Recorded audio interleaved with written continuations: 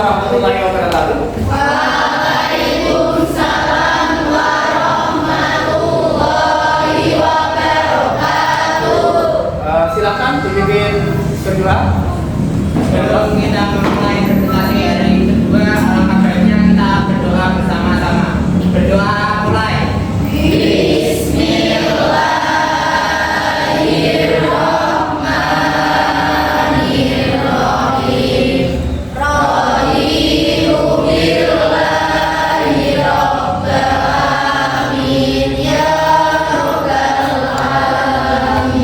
Terima kasih Pak Ketua kelas. Silakan sekarang isi presensi yang ada di classroom. Ini siapa yang tidak hadir hari ini? Kemarin Firman ya?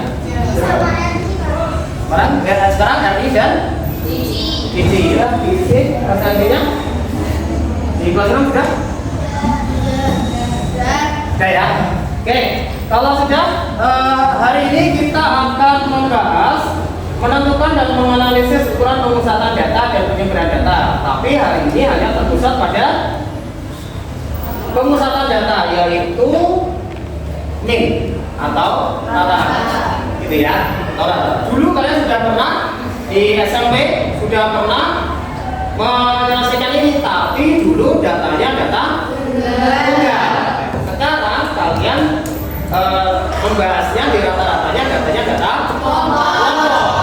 Tujuan pembelajaran pada hari ini yaitu melalui kegiatan pembelajaran menggunakan problem based learning berbasis 4C, literasi dan PPK melalui pendekatan saintifik. Peserta didik dapat menentukan dan menganalisis ukuran pemusatan data atau rata-rata yang terpusatnya di rata-rata yang disajikan dalam bentuk tabel distribusi frekuensi data berkelompok dan histogram berarti coba di data berkelompok. Ya, di sini saya berikan satu kalau kemarin dari ilmuwan Muslim, saya berikan satu ilmuwan lagi yaitu Sir Francis Galton. Nah, apa saja kegunaan dari statistika? Ini saya berikan, kegunaannya sangat banyak sebenarnya. Ini saya beri hanya sedikit. Ada yang di pemerintah, statistika itu untuk memperhitungkan beragam hal, mulai dari kesehatan, populasi, edukasi, dan lain-lain.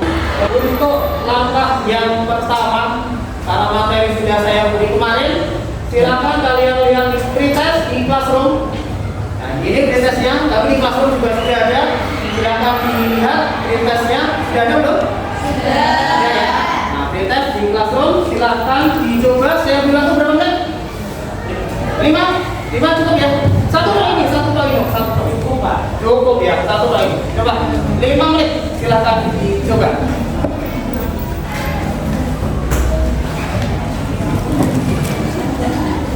Yang pretest.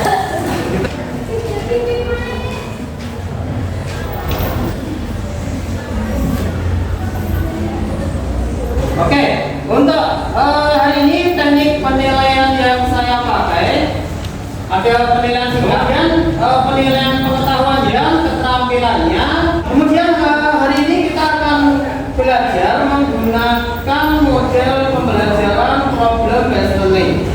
Kita mulai dari kegiatan inti yang pertama, yaitu orientasi terhadap masalah. Kita akan menyimak video sebenarnya ini sudah saya kirim di classroom. Silahkan kalian berkelompok sesuai yang telah kita bagi kemarin. Silakan saya beri waktu berkelompok sesuai dengan yang kelompok yang kemarin. Dan tahap selanjutnya silakan diskusikan tentang PD yang sudah saya bagi. Sudah saya bagi semua ya? Ya. Oke. Nah, silakan didiskusikan di kelompoknya. Ada KPJ, kemudian ada kalian disuruh mencari informasi. Pak, mencarinya di mana?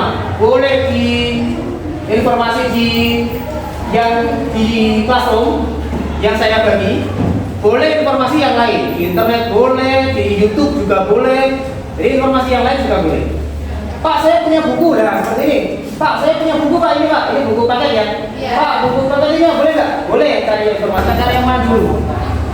Nah, yang pertama, oke. Kenapa pilih yang pertama? Gampang terus tidak mencari UI sama UI. Oh gitu, boleh. Tapi nanti tetap harus mempelajari yang kedua dan ketiga, ya. Oke. Ini juga cara yang pertama. Oh, suka semua yang pertama. Biar urut, Pak. Oh, biar urut. Iya. Oh iya. Mau coba kerjain semua. Oh gitu, iya boleh.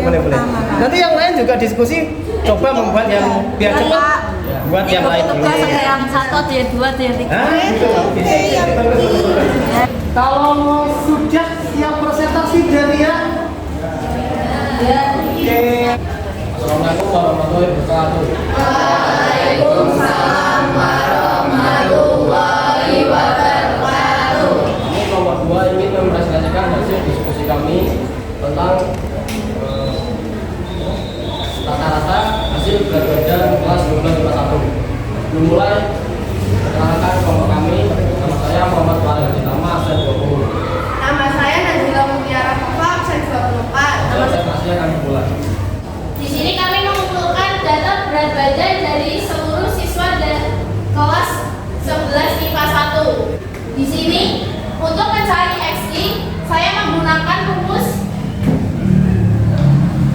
angka yang ada di depan dan belakang, kemudian dijumlahkan, kemudian dibagi 2. Yang pertama 35 ditambah 9 dibagi 2, hasilnya adalah 37. Untuk yang kedua 40 ditambah 44 dibagi 2, hasilnya adalah 42. Kemudian untuk mencari FI kali XI, yaitu 4 dikali 37, hasilnya adalah 148. Yang kedua 11 dikali 42, hasilnya adalah 462. Di sini saya menggunakan, di sini untuk mencari rata-rata saya menggunakan rumus yang pertama, yaitu sigma FI kali XI per sigma FI. Yang pertama adalah mencari sigma FI XI. Di sini semua hasil yang ditemukan dari yang pertama sampai yang kanan dijumlahkan. Hasilnya adalah 1890. Dan untuk sigma FI, jumlah FI yang di sini dijumlahkan semua, kemudian ditemukan hasilnya adalah 40. Jadi masukkan saja angkanya. Sigma FI XI adalah 1890 dibagi sigma FI, yaitu 40. Hasilnya adalah 47,25. Silahkan kelompok lain jika ingin bertanya. Perkenalkan, saya perwakilan dari kelompok 3 akan mengajukan pertanyaan. Apakah boleh nilai tengah atau SI langsung dihitung pakai tangan melalui panjang kelas kemudian dicari nilai tengahnya? Terima kasih. Oke, saya tampung dulu pertanyaannya dan saya akan berdiskusi bersama kelompok saya. Baiklah, saya akan menjawab pertanyaan dari kelompok 3. Apakah boleh nilai tengah langsung dihitung pakai tangan melalui panjang kelas kemudian mencari tengahnya? Jawabannya boleh. Karena tetap kita akan mengalami sedikit kesulitan mencari titik tengah kelasnya jika panjang kelasnya benar. Apakah bisa diterima? Kami akan menutup presentasi kali ini. Mohon jika ada salah kata, mohon dimaafkan. Terima kasih. Wassalamualaikum warahmatullahi wabarakatuh. Waalaikumsalam warahmatullahi wabarakatuh.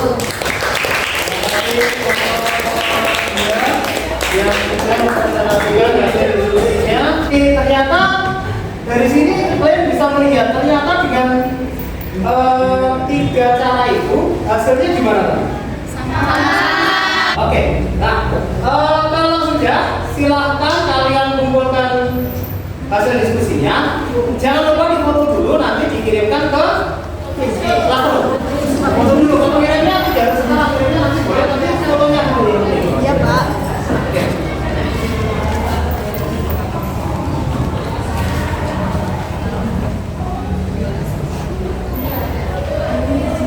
Sudah difoto? Oke, kalau sudah, sekarang kita sudah sampai pada kegiatan pendukung. Yang pertama kita simpulkan yuk. Siapa yang coba yang mau mencoba menyimpulkan? Oh ya, Mbak Sri, Mbak Nata ya? Ya. Mbak Nata, silakan. Apakah yang dimaksud rata-rata? Rata-rata adalah jumlah keseluruhan data dibagi dengan banyak data. Berapa cara untuk mencari rata-rata data kelompok? Sebutkan. Cara untuk mencari rata-rata data kelompok yaitu ada 3. Yang pertama dengan menggunakan rumus umum rata-rata hitung. Yang kedua rata-rata sementara. Yang ketiga menggunakan rumus pengkodaan. Rata-rata itu adalah angka yang mewakili seluruh data. Itu juga boleh. Itu juga boleh. Oke, kalau sudah kita refleksi hari ini, saya minta tolong satu atau dua satu anak ya, satu anak boleh yang mengungkapkan ini refleksi seperti apa coba, Mbak Titi. Apakah kamu suka pembelajaran hari ini yang menggunakan model PBL? Mengapa? Saya senang dengan pembelajaran menggunakan model PBL karena dengan model pembelajaran seperti hari ini, kita bisa langsung pada permasalahan yang kita hadapi sehari-hari. Bukan hanya rumus-rumus yang ada di buku, kita bisa berdiskusi bersama teman dengan bebas berpendapat sehingga mendapatkan keputusan kelompok yang bisa kita ambil dan sepakati bersama. Saya dapat lebih mengerti tentang materi karena bisa mengambil sumber belajar yang banyak.